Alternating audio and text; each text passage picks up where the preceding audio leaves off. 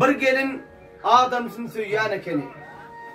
Qavanıp örtünüp koyyan ekeni. Adamsı bir gelini seredaysa dağı zat yok yerden katıvor yani ekeni. Yoksa yigit öz gelinin özgani söymandır. Ya söyse olmandır. Maskılan adadan mukaddet dağın oyun edip yekese gedek bolmandır.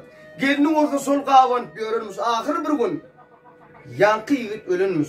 Asırdan ölüm ya da hasrattan ya yersiz yigesten ya yalan gepten belli değil bize mealimi yankı elin yitiriptir erini.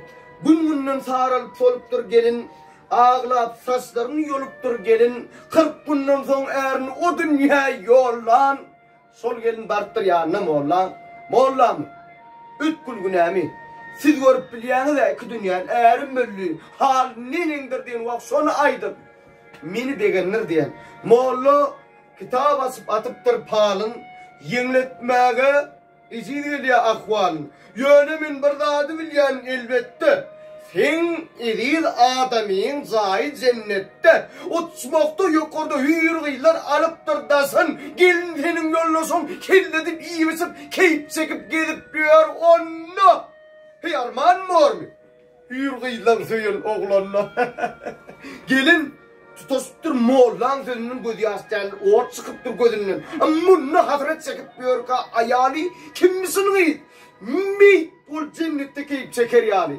hüýrgýlan elinden alaryn onu bar men dogdoga salaryn onu diýip gelin galap bilen turanmys mollu bolsa sol aňalyp turanmys ýanky elin ýigidi gawat ýokardaky ýyllardan bende sağlarım tassap gide bizlöö değerli yedirler.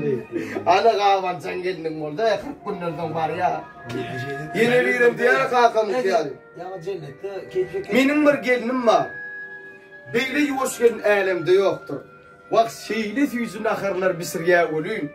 Kekri de oň ýany tagamdyrakdyr. Ne abayzanım diýer. Mening bir gelinim var. Beýle ýuwaşgen älemde ýokdur. Wagt yasman asynyň Türkiýe bolýyn. Yılanın zekarini içidir. Deneyin. Alo.